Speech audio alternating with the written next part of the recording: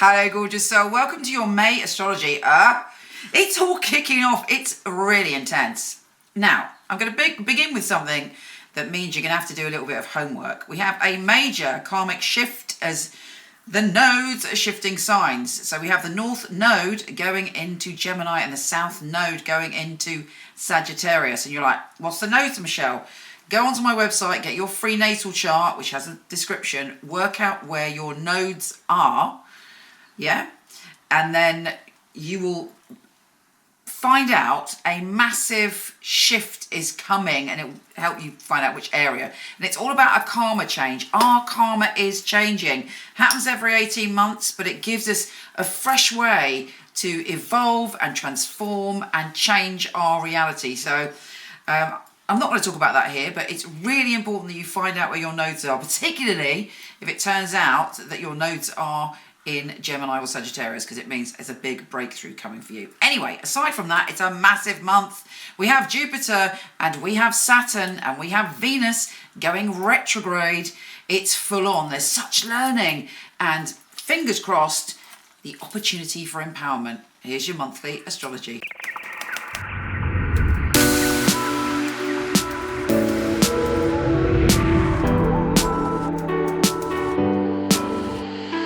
Hello, my beautiful, sensitive, divine and empathetic Pisces.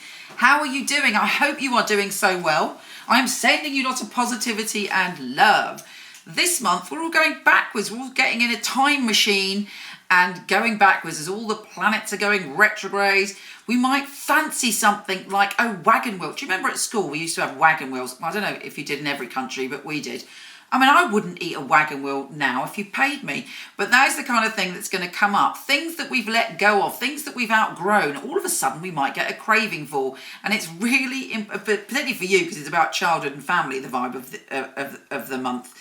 So just think about it. When you start sort of craving something that you've outgrown, is it real? What is there to learn from that? Is it just kind of sentimentality because you've been feeling a bit wobbly because of the, situation in the world? I mean, I was reading this funny post on Instagram. It was like 2019. If anybody's shown us a UFO, it was like, oh my goodness, UFOs. The USA is showing us pictures of UFOs. And suddenly, of course, we're being shown pictures of UFOs and we're like, meh. Because there is so much, we wouldn't even be surprised if a big old UFO landed in the garden. That is the sort of different reality that we're currently living in. It is peculiar. So obviously you might find yourself craving things from the past because it gives you that sense of security, but only bring it in if it's healthy and it can help you grow and it's food for your soul. Don't bring it in if it's just some horrible, chemically old wagon wheel that is not going to serve you. And that's a metaphor. Whether it's a human that's like a chemical wagon wheel, or whether it's literally, you're ordering online and seeing a pack of wagon wheels, don't go down that road. Anyway, let's get back to the astrology. We have the full moon making you quite enthusiastic, actually, and thinking about, I can't wait to get back to adventure. Bring me the adventure. And you will get a sort of nod from the cosmos in a dream or a coincidence or an intuition that shows you that indeed adventure is coming back to you, and your wild, wild heart is awakening under this full moon. And mix with the wild ones, mix with people that fearlessly express their unique soul, and it will energize you around this full moon. Now we have Mercury trine Pluto and then Mercury trine Jupiter. You're going through a revelation and a transformation when it comes to who you mix with and ideas. You want ideas that are real and solid. You want to mix with people that you're on the same wavelength and the same vibration as, and that brings deep, deep joy to your soul. And it feels like it's shoring you up in some way. But if there are ideas and groups of people that you no longer resonate with, you're like, closing that door, on to Jupiter expansion.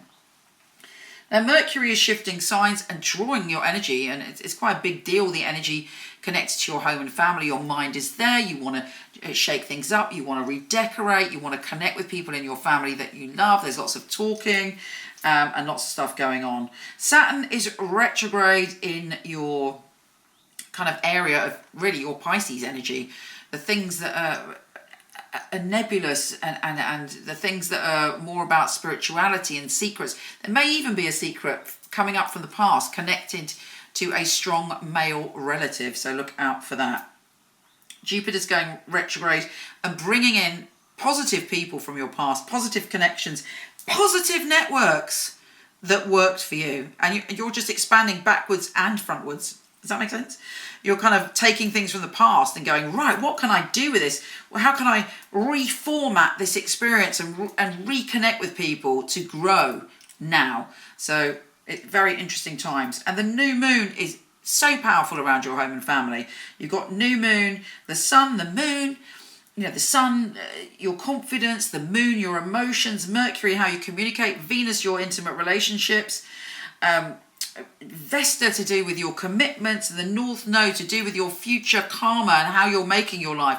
All about your home and family. So there's a great deal of work and revelation there. And you might even think about completely changing where you live at a certain point. So it's very intense times. Now Mars is in your sign. So you have this energy to get things done and to implement your thoughts and all these wild ideas. Mercury is going into your position of deep creativity at the end of the month, around the 28th, and you're very jolly and very optimistic. And I am so pleased to hear that. Anyway, I send you so much love. Come and see me on Instagram at Michele Knight. I would love to chat with you there. It's a great place where we can engage. All right, you take care, gorgeous, and I'll speak to you soon.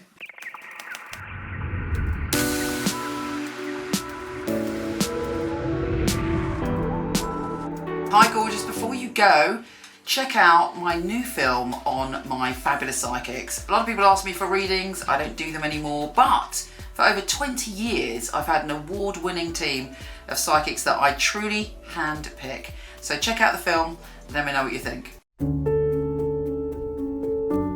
The purpose of a reading, I feel, is very much to inspire people and to empower people. It's about hope, it's about guidance. Using a phone or being with you, it will be the same because the matter is spiritual. It's very important for me that the client feels spirit with them. So it was a psychic reading. I don't remember the readings right after because it's not myself giving that, it's actually coming from spirit. And it is a bit like a three-way conversation. I've got the person on the phone, I've got me, and I've got another voice that's telling me things. I even shock myself, things that I come up with, and I think, how did I get that? I'm channeling messages only for one purpose, to help people. It's been able to help somebody have a map back to where they've got lost from. My priority is to connect to your truth and have the best life that you can have. I think in my readings people feel a sense of a safe space where they can really be themselves, let go. You need a feeling of being understood because reading should be empowering. I will make sure when the reading is finished that you're happy with everything. I couldn't do anything else. It's part of who I am. It's what I came here for, obviously. And when they come back and tell you they've got their dream job or the love of their life, that really makes me feel like I'm valued. I love to hear a sigh of relief. A lot of weight has been lifted off their shoulders. We have the answers that we are looking for within ourselves. I know I have the tools to help you. Everything begins and ends with you.